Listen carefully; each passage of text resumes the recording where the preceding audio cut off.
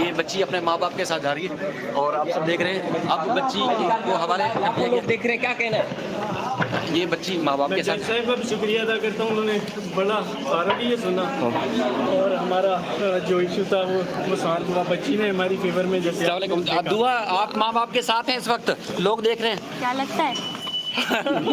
बिल्कुल साथ है, क्या लगता है? बिल्कुल खुश है, दुआ यही लग रहा है कि आप माँ बाप के साथ हैं, नजर आ रहा है। जबरदस्त, बिल्कुल। आप देख सकते हैं कि मेहदी काज़मी अपनी बेटी को लेकर जा रहे हैं, लोग खुश हैं। ये अच्छा, ये यहाँ से सिक्योरिटी में बाकायदा तौर पर इनको ले जाया जाएगा।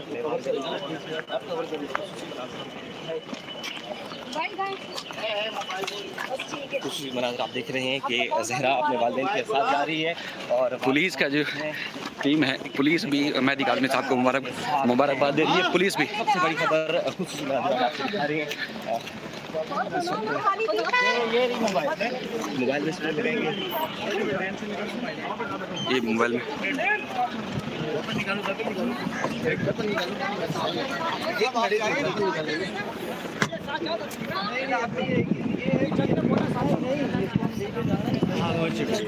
वहाँ से चलिएगा, वहाँ से जाए, वहाँ से चलिए। ये पहले शेल्टर होम जाएंगे और शेल्टर होम से फिर बच्ची माँ बाप के हवाले की जाएगी।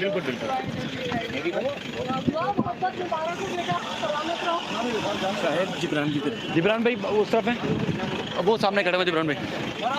बच्ची को ये दारुल मान लेके जा रहे हैं और वहाँ से जो है वो मेहदी काज़मी जाके अपनी बेटी को वसूल करेंगे।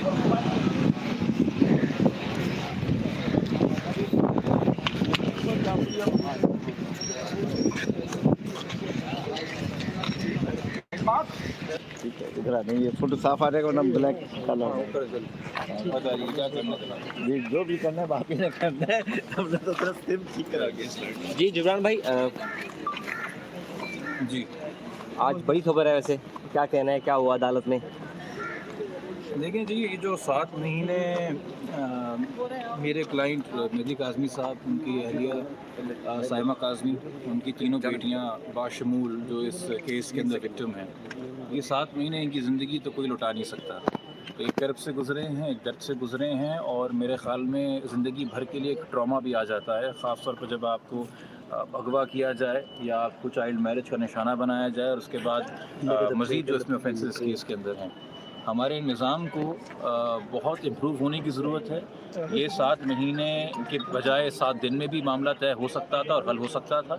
हमने अगर एक चीज़ को क्राइम डिक्लेयर किया है, जिसका मतलब है चाइल्ड मैरिज, तो फिर हमें उसके साथ इस तरह की हिकमत अमली भी अपनानी होगी, जुडिशली भी, लेजिस्लेटिवली भी, कि इसकी प्रैक्टिस को डिस्करेज किया जाए। अगर हम इस तरह के मौके पैदा करेंगे कि चाइल्ड मैरिज के बाद जिसने कम उम्र बच्ची से शादी की है वो उस बच्ची के साथ रह सकता है, तो फिर हम कैसे इस क्राइम को कंट्रोल करेंगे? तो ये जो कोहैबिटेशन है, इसको डिस्करेज करने की ज़रूरत है। और इस केस के अंदर मेरे ख्याल में पुलिस के जूनियर और सीनियर अफसरों दोनों को बहुत ज़्यादा संजीदगी से ट्रेन करने की ज़रूरत है।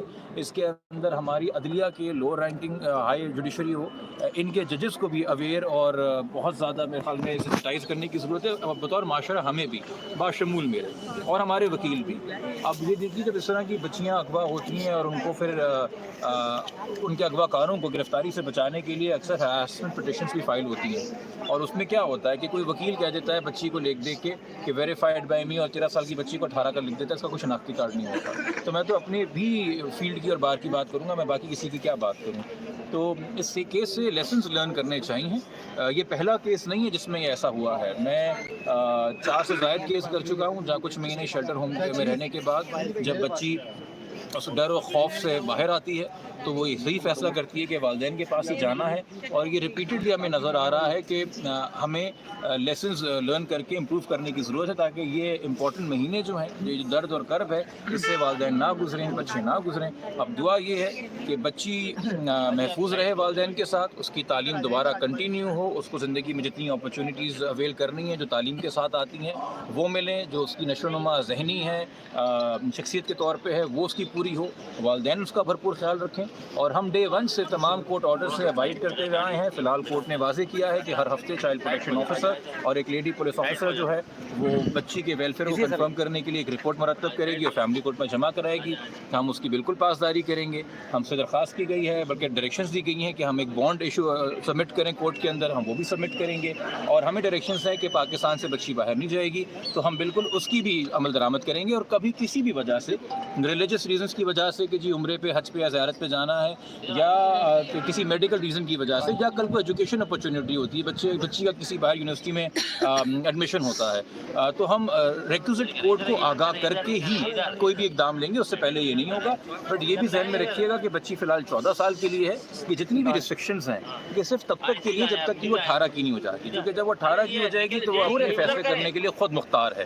जब तक वो माइनर है तो एक तरीके से फ़िलहाल कोर्ट और वालिदैन उसकी कस्टडी शेयर कर रहे हैं, जो कि उसकी परमानेंट कस्टडी का फैसला अभी भी फैमिली कोर्ट में। लोअर कोर्ट्स में क्या क्या एप्लीकेशन या केसेस पेंडिंग है वो बताएंगे आपकी तरफ से और मुखालिफ पार्टी की तरफ से। देखिए, आज मेंटेनेबिलिटी के ऊपर बात कर रहे थे, मैं उस पर आर्गूमेंट्स देना चाह रहा था, चूँकि वो सुप्रीम कोर्ट के कुछ फैसले हैं मेरे ख्याल में, इसलिए शायद हाई कोर्ट ने ज़रूरी नहीं समझा कि मेरे उस पर दलाइल भी सुने, चूँकि उनको ऑलरेडी ये बात क्लियर है। दो बातें, सुप्रीम कोर्ट का बड़ा वाज़ेह फ़ैसला है कि जो 491 की हफ्ज़ बेजा की पटिशन्स होती हैं, वो एक पटिशन अगर एक केस में डिसाइड हो जाए तो उसका ये मतलब नहीं आप दूसरी पटिशन फाइल नहीं कर सकते। हफ्ज़ बेजा का एक फ़ैसला दूसरी पटिशन पे असरअंदाज नहीं होता, इस पर सुप्रीम कोर्ट ऑलरेडी फैसले दे चुकी है। दूसरा ये कि जब गार्डियन एंड वार्ड में फैमिली कोर्ट के अंदर किसी की दरख्वास्त परमानेंट कस्टडी की पेंडिंग पड़ी हो, जो कि अक्सर वालिदैन के बीच में बड़ी लड़ाइयाँ चलती हैं बच्चों की कस्टडी को लेके, सुप्रीम कोर्ट के और इस हाई कोर्ट के 4 फैसले हैं पिछले 10 सालों में, और सुप्रीम कोर्ट का 2018 का फैसला है कि गार्डियन एंड वार्ड कोर्ट में बेशक एप्लीकेशन आपकी पेंडिंग हो, मगर कोई रिस्ट्रिक्शन नहीं है हाई कोर्ट के ऊपर कि वो एज एन इंटरम मेजर बच्ची की वेलफेयर को देखते हुए, तालीम के खलल को देखते हुए और बाकी चीज़ों को देखते हुए एक फौरी फैसला करे कि बच्ची की इंटरम कस्टडी वालिदैन को या वालिदैन में से जो बेहतर है उसको सौंप दी जाए। ये भी established law of the land है।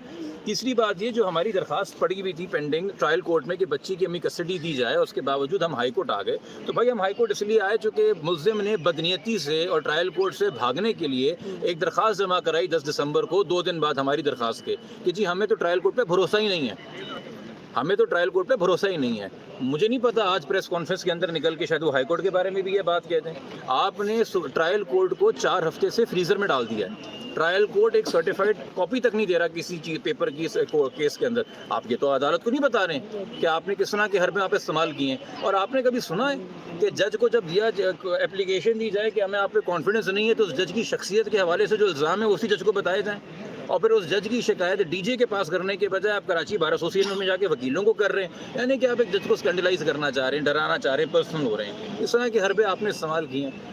हमने तो आज तक, देखिए, क्या इन मुल्ज़िमों को इसी ट्रायल कोर्ट से बेल नहीं मिली थी?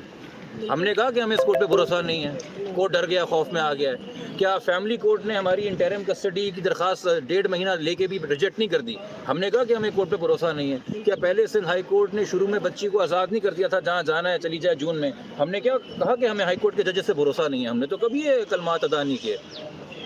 हम लोग की तरह दोबारा आते रहें। बाकी तमाम तर लोग जो इस केस से जुड़े रहे हैं, चाहे उनका ताल्लुक मीडिया से हो, समाजी कारकुन हो, उन या वकीला हों, मैं उन तमाम लोगों का शुक्रिया अदा करना चाहूँगा। ख़ास तौर पे मेरी टीम के अंदर एडवोकेट ज़हीर अहमद हैं, बैरिस्टर रफ़ीक अहमद हैं, मेरे पैरा लीगल यूब विक्टर हैं, फिर कुछ वकीला जो हमारे साथ रहे, नबील कुलाची साहब जो सुप्रीम कोर्ट में हमारे साथ थे, अहमद अली हुसैन साहब जो कि जिस किस्म के संगीन और घिनौने इल्ज़ाम लगते रहे हैं वालिदैन के ऊपर, उसमें हत्या की इज़्ज़त का दावा जो है वो केस वो कर रहे हैं।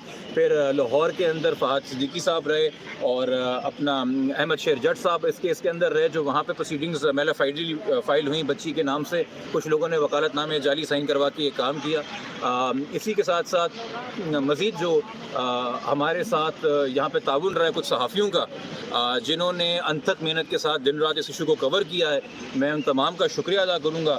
सहाफ़ियों का मैं नाम लूँगा नहीं, चूँकि फिर वो लोग कह देंगे आप बायस हैं, तो वकला का हम नाम ले देते हैं। बाकी अल्लाह करे जी हम सबकी बच्चियाँ महफूज रहें और अपने घरों में खुश रहें और उनकी तालीम मुकम्मल हो।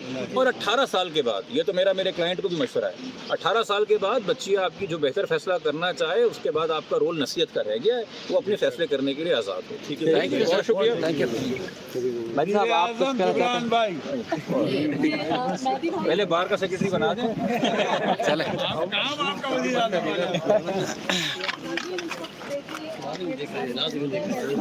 और मेहदी भाई आप थोड़ा सा दूर रह के इधर, थोड़ा दूर रह के इधर, ताकि ये भी आ जाए ना।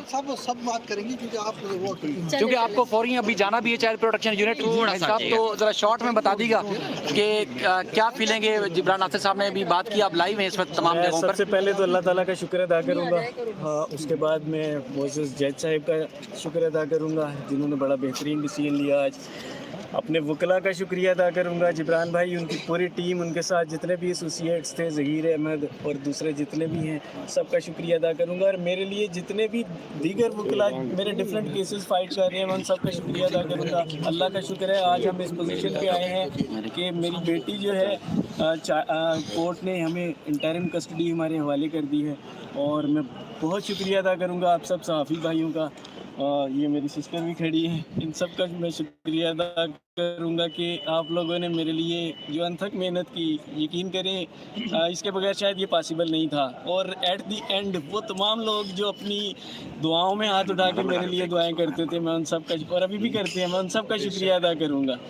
अब मेरे पास अल्फाज तो नहीं है, मुझे नहीं समझ आ रही मैं क्या सर तो बच्ची की आप तालीम और तरबियत के लिए क्या बंदोबस्त करेंगे? देखिए जो मैक्सिमम पॉसिबिलिटी एक होती है मैं वो करूँगा। डेफिनेटली उसका स्कूल दोबारा गो थ्रू होगा, उसके बाद उसकी जो भी वेलफेयर उसके लिए है वो किया जाएगा। अच्छा मेहदी भाई, जज साहब बड़े आपसे खुशगवार अंदाज में पूछ रहे थे कि हम बच्ची को आपके हवाले कर रहे हैं और आप क्या करेंगे इसके लिए, क्या डिपॉजिट कराएंगे, तो आपने क्या जवाब दिया मैं ज़रा सुन नहीं सकी थी। देखिए जो भी जज साहब ने मुनासिब समझा वो हमने उसे एक्सेप्ट किया। जो भी उन्होंने हमारे ऊपर वक्ती तौर पे जो रिस्ट्रिक्शंस लगाई हम उस थोड़ी सी तफसील बताएं कि उन्होंने आपको क्या हिदायत की, हमारे नाज़रीन को पता चले देखिए कि क्या मुकालमा हुआ। जैसे अगर आपने बाहर जाना है तो आप पहले कोर्ट की परमिशन लेंगे। इसके अलावा मेरे से बॉन्ड एक रखा गया है जो एज इट इज़ जो कोर्ट ने जी एवरी वीक चाइल्ड प्रोटेक्शन जो है वो विज़िट करेगा और बच्ची से उसके तासरात पूछेगा।